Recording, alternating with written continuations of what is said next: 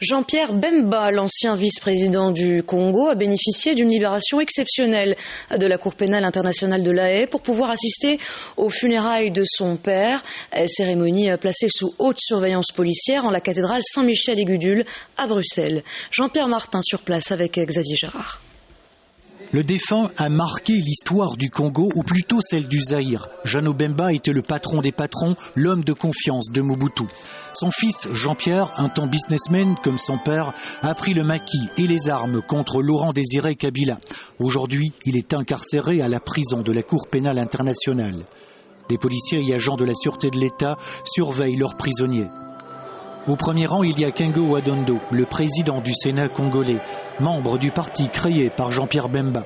Dans la foule nombreuse, il y a aussi le nouvel ambassadeur du Congo, un proche de Joseph Kabila, l'ennemi juré de Jean-Pierre Bemba.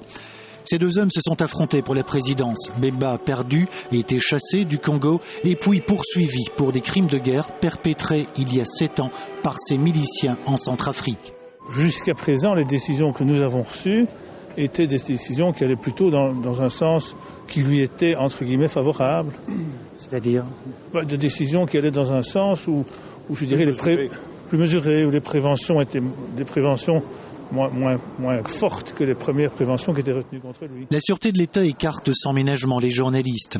Après avoir salué ses proches à l'intérieur de la cathédrale Saint-Michel-et-Gudule, Jean-Pierre Bemba s'engouffre dans la voiture de la police qui le ramène vers la prison de La Haye aux Pays-Bas où siège la Cour pénale internationale.